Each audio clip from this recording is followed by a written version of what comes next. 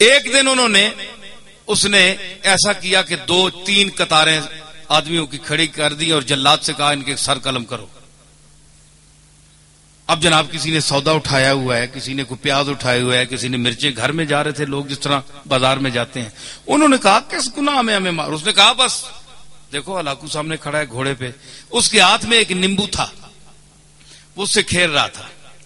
اچھا اب اگلی صف جو مرنی شروع ہوئی, ایک کا سر گیا, دوسرے کا, تیسرے کا. صف پہلی, ایک بوڑھا آدمی آخر میں کھڑا تھا. اس نے جب دیکھا نا کہ اب تو میری باری ہے, اس کے بعد وہ دوڑ کر پیچھے ہو گیا پچھلی صف میں. بھائی جتنی دیر جان بچ جائے, دیکھا نا سکون ڈھونڈتا ہے انسان. اس پر تو چھری چل گئی نا تو سکون ڈھونڈتا ہے مرغا ہاتھ پاؤں مارنے میں, اور اس پر چلنے والی ہے, یہ پہلے ہی سکون ڈھونڈ رہا ہے. دلیل آپ کے سامنے آ گئی کہ نہیں؟ ہاں. تو اس نے وہ پچھلی صف میں ہو گیا. جب پچھلی صف میں گیا نا تو وہ صف جب ختم ہوئی نا, اس بابے کے پاس پہنچے تو وہ تیسری میں چلا گیا. تیسری میں چلا گیا, اور اب ہلاکو کے لیے بڑی عجیب یہ ایک تماشا بن گیا کہ اس بے وقوف کو دیکھو, اس کو میرے تلوار سے کون بچا سکتا ہے؟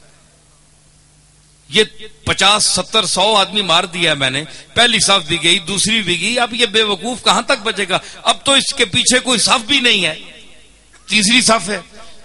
جب جیسے تیسری صف کو قتل کرنا شروع کیا, لطف آ رہا ہے کہ نہیں نئی بات؟ ہاں تیسری, اب دیکھیں میں وہ ظلم کی بات کر رہا ہوں اور وہ کس طرح سنتا ہے. تو جب وہ تیسری صف پہ قتل شروع ہوا نا, تو آخری جب بابا رہ گیا نا, تو ہلاکو نے کہا جلاد سے کہ 1 منٹ رک جا, اس کو نہ مارنا. وہ اب اس نے گیند, وہ نیمبو پکڑا ہوا ہے, کھیل رہا ہے, اس کے سامنے آ گیا.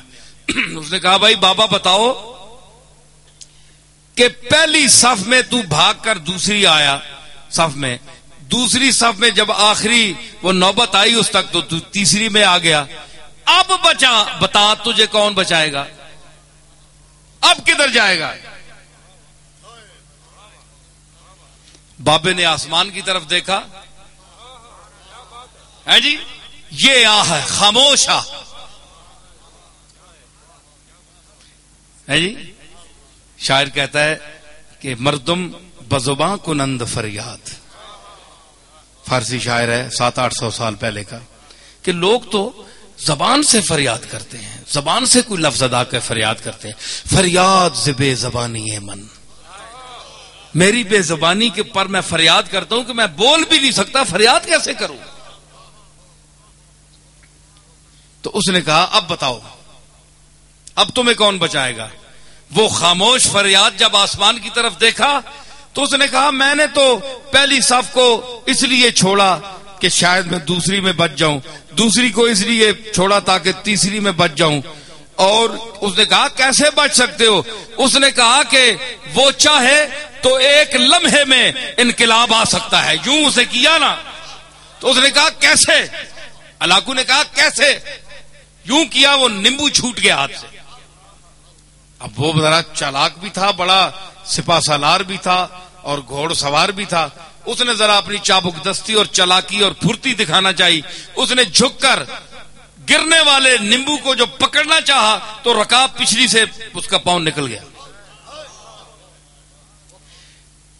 یہ منظر دیکھ کر گھوڑا بھاگ گیا, بھاگ نکلا, بھاگا, وہ دوبارہ رکاب میں پاؤں نہ ڈال سکا, یہاں تک کہ ہلاکو وہاں گر گیا اور اس کا سر پٹک پٹک پٹک کے وہی مر گیا.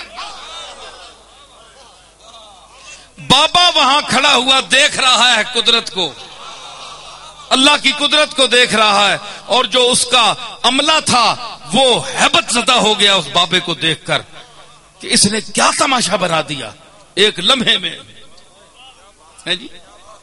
تو اس نے کہا کہ اجابت از در حق بہر استقبال می آید, مظلوم کی آہ سے ڈر, کیونکہ جب وہ آہ کرتا ہے تو اجابت, قبولیت دور سے اس کا استقبال کرنے آتی ہے.